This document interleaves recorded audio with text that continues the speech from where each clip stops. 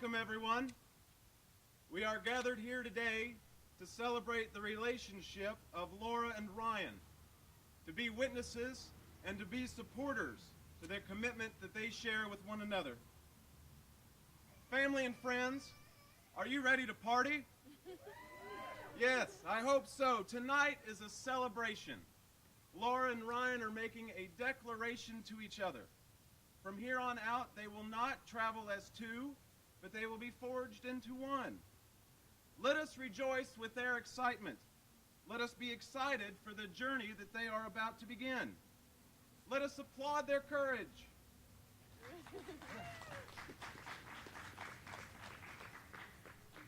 Take a moment and look around. Take a special notice of the special circumstances allotted us today.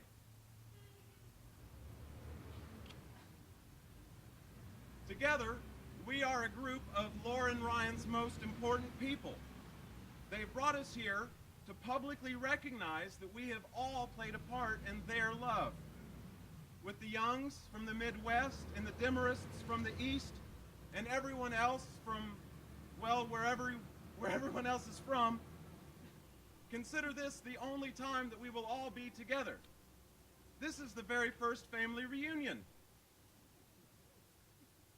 Laura and Ryan wanted me to thank you all for being here tonight and to recognize how special each and every one of you are. We also want to recognize those who couldn't make it this evening. Though they are missed, they are not easily forgotten. In the midst of our celebrating, let's pause for a moment of thankfulness for our health, for our safe journeys from our respective homes, for the good fortune of family and friends that are gathered here tonight. I feel I have a special bond with these two. While they were both still working, teaching English in Korea, I happened to be over there for business. The first night we all three met, there's a knock at the door. Before I can answer, Laura has yelled through, "I'm wearing my drinking pants! Let's go party!" So that night, as we drank soju and ate whale, who would have thought that would have been the first pre-marriage counseling session? Old Blue Eyes sings a song about love and marriage. In the song, he postulates that you can't have one without the other. So what is this thing called love? According to Scripture, Paul writes to the church of Corinth and delineates what love is not and what love is. Love does not envy. Love does not boast. It is not proud. It is not rude. Love is not self-seeking and is not easily angered. Love does not delight in evil, and love does not keep a record of wrong. Love is patient. Love is kind. It protects. It trusts. Love hopes and love perseveres. Love never fails. Centuries later, another Paul would take a crack at describing the fundamental nature of love. His response, "Love is all you need." Laura and Ryan have written their own vows and will now exchange them.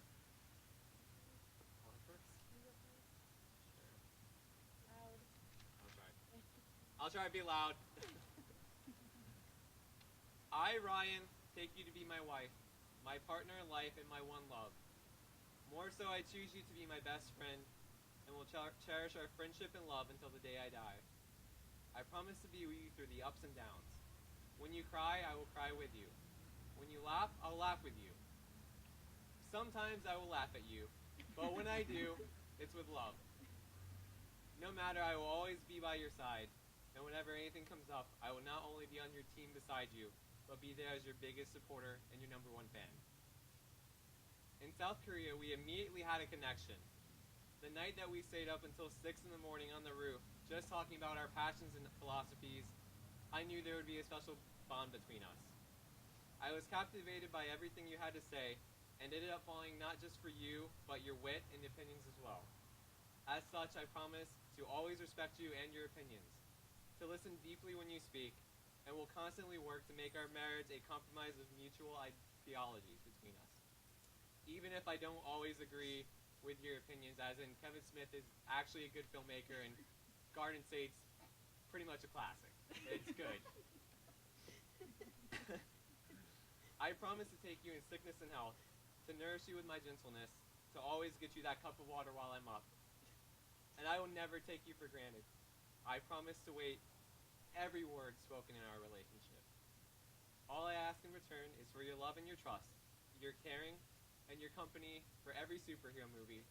Not just the good ones, but the Ghost Riders and the Daredevils too. Laura, I choose to share the rest of my life with you. I will give you everything I can to fulfill our lives together. I love you.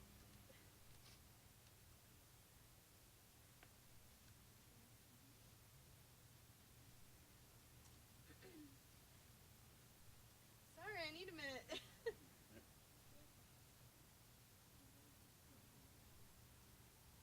All right. Thank you. You're welcome. As you know, and we've talked about, Korea is a very special place for us. A very important place for us. A lot of memories there. And I couldn't help but thinking about to a time a friend of ours named Taesung was speaking with us about words that are difficult to translate from Korean to English, and he mentioned this word that is very Korean in nature and is difficult to translate in English, but he did a great job explaining, and this word was inyan. And he said, he told a story about inyan, and inyan is basically the gist of it. When a person is born, you have inyan laid out before you. It's similar to fate, but it's represented in the Korean culture by a red string. And this red string is attached to your finger when you're born. Everybody has a red string. This represents their inyan. So as you grow older, the string grows longer and longer. And each person you meet that is an important part of your inyan becomes a knot on this string. So you have many of these knots that are integral parts of your inyan. And our friend Taesung was a part of our inyan, as everybody here is also a part of our inyan, what's led us to meet. And in the Korean culture, when you meet your perfect person, your soulmate, your inyan is done. The string ends, and the string becomes attached to the other person. And then your inyan is finished. It's okay, just hold it. So every knot on the string is a person you've met along the way. And I've never been much of a believer in fate, but I can remember back to the summer of 2010, I was faced with a very difficult decision to go to Korea or stay in America and pursue jobs and things, and I couldn't explain to people why I wanted to go. It was more than just needing to travel or whatever. It was a reason I was compelled. And I know why I was compelled now. And so, in this ring, there's an inscription. When I put it on your finger, you'll have it forever. But it says in Korean, "My perfect person," actually I'm sorry, "my precious person, my inyan," is what it says. And so this is going to be on your finger forever because my string ends with you. My inyan stops here. And I'm done. So thank you. Thank you for being the one I needed to meet in Korea.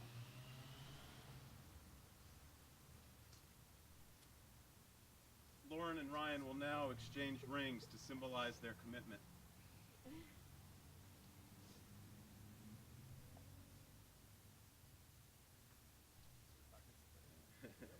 Yeah. As you place, Oh, sorry. repeat these words. I give you this ring as a symbol of our love.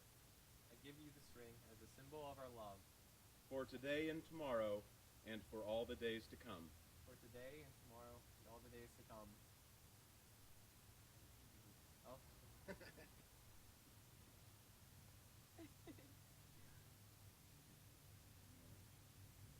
Repeat after me. I give you this ring as a symbol of our love. I give you this ring as a symbol of our love. For today and tomorrow, and for all the days to come.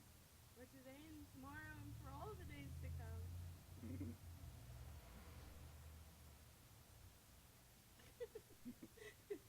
Laura and Ryan, you have professed your love by exchanging your vows, and you have symbolized your commitment by the exchangement of rings.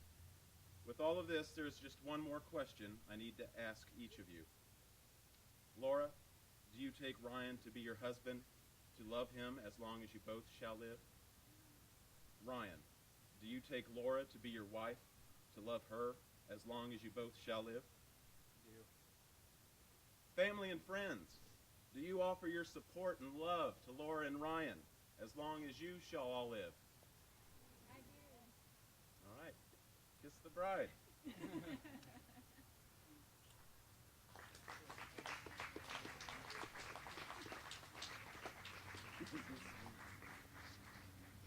As you're dismissed, if you will line up along this sidewalk here, we'll light the sparklers and have a grand send-off.